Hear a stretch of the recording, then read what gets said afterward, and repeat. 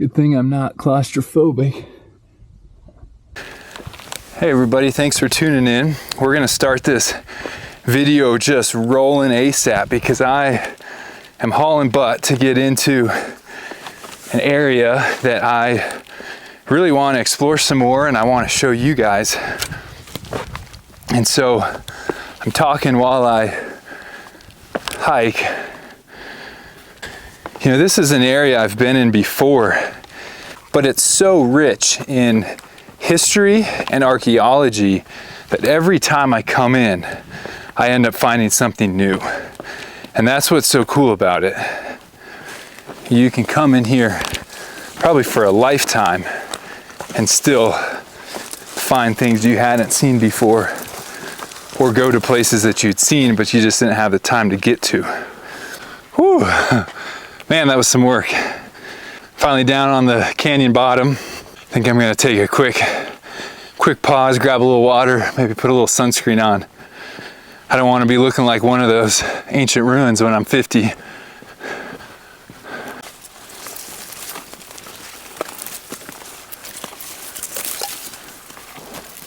Aha, finally. This is what I wanted to show you guys. I've passed by this ruin before, but I've never given it a proper exploration. So let's go check it out. As is the case with a lot of them, you can never approach it just going straight up. That's just a sheer wall, so you've got to come in from either side. First thing I noticed are these petroglyphs right here. Petroglyphs are when they're packed into the rock. A pictograph is painted. Those are old. Okay, just below it now.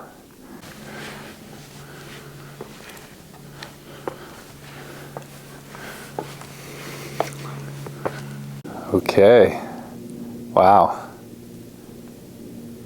It's been blackened up under here from fires. And check out this. Wow. Oh, and there's handprints.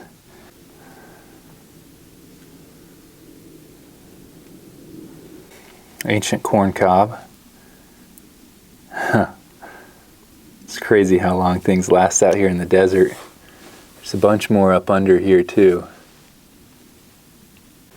Really cool door construction here. You can see all these rods here.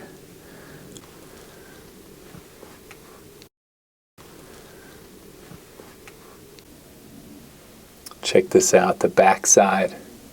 You can really see how they just connected all of these sticks via this like twine up here. And then covered it with plaster. So amazing that this stuff is still here. So, you know, this is the outside of that same wall we just looked at. You can just see where some of the plaster's breaking down. You can see the wood on the inside. Ooh, more corn up in here. This is maybe my favorite little thing here. I don't know, it's hard. Let me get back so you guys can potentially see it. So it's just a little shelf. You know, it's just like such a human touch of, yeah, you need a shelf to set things. There's another room, another storage unit up there.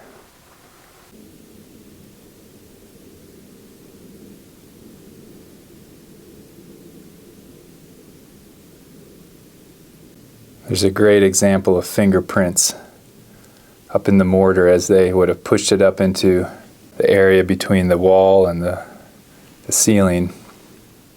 Runs all along here.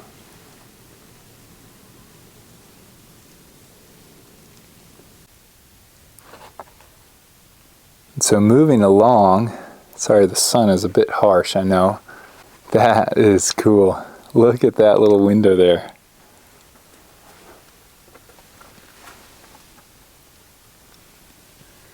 So that actually looks into that granary that was inside of the main structure. Then a little So it's probably for venting, I would guess.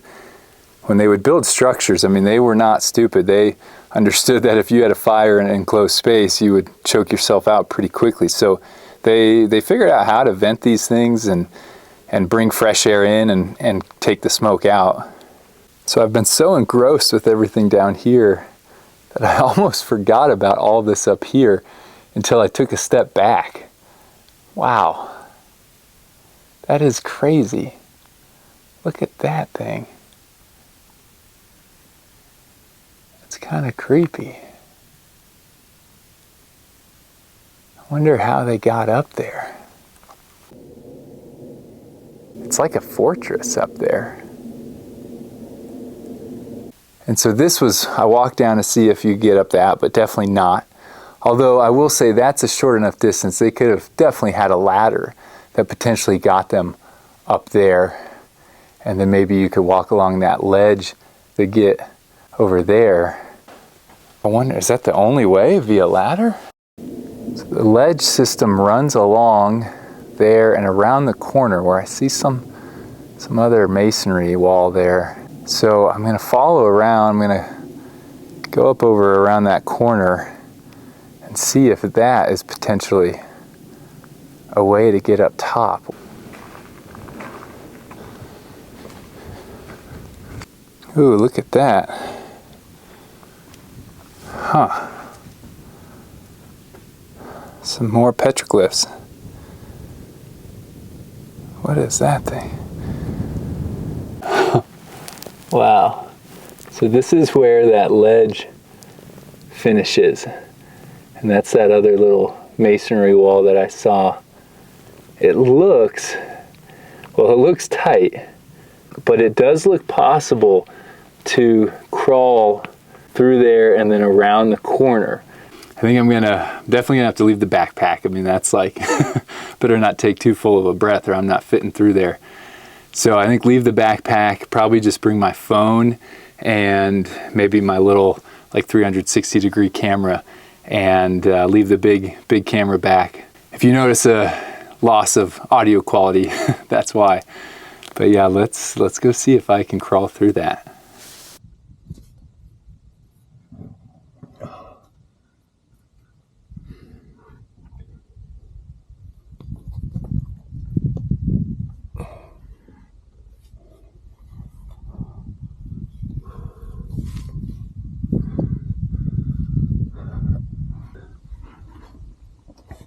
Good thing I'm not claustrophobic.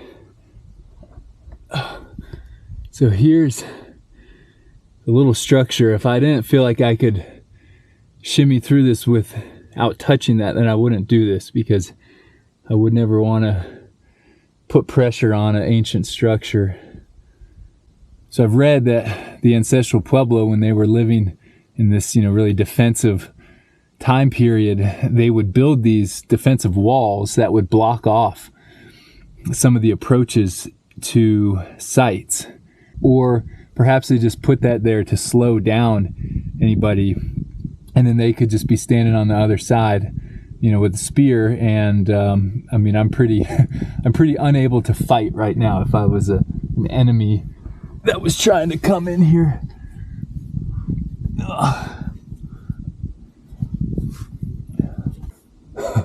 This is crazy.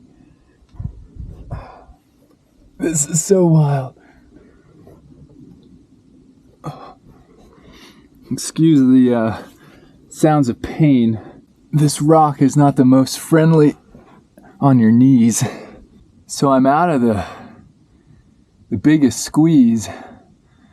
But ooh, that looks a little dicey getting over there. That's what I just came through. And there's that wall. Man. There's the bottom below me. I don't know, maybe 30, 35 feet, something like that. So it kind of widened up enough I can hands and knees it. But this next section, holy cow, that looks tight. Because if I go too far to the right, over the edge, I'm going.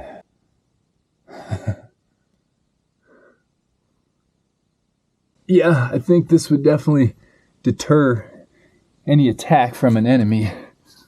Good thing I wore the old clothes today.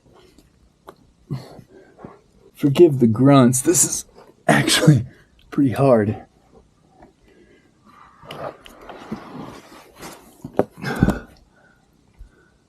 Whew. Look at that. Wow.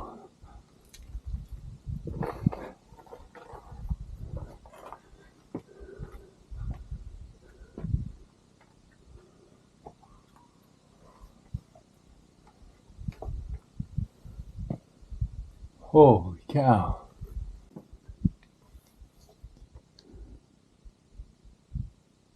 This is insane. I mean, this is like a full-on ancient fortress. There's no way you would live up here. There's no signs that that's what this was used for. Wow. Yeah, ancient fortress indeed. I mean, look at those. There's these like ports where you can look. You have like a sweeping view of the valley and all the approaches. There's these little portal windows that look out in every direction. This was clearly defensive.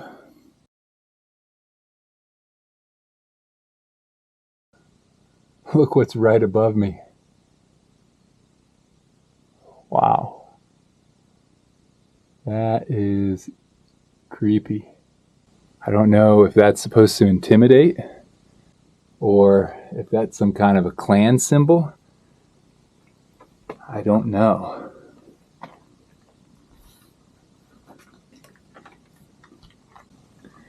And here's the end down here.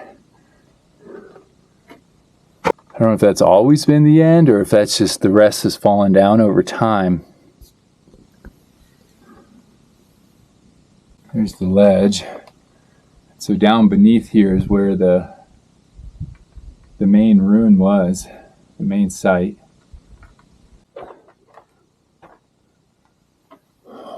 Wow.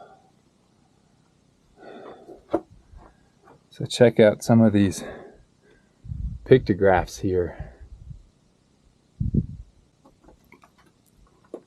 So up here, I am able to stand finally. You know, most of that I'm crouched down. Now granted, I'm a lot taller than they would have been back then, but this is the only sort of small space that I can stand in. Wow, that thing. Amazingly bizarre. You never touch any petroglyph or pictograph. The oils from our hands can damage them. Also notice there's like 5 red lines here. Again, I have no idea what that means. So feel free to drop comments if you've got ideas.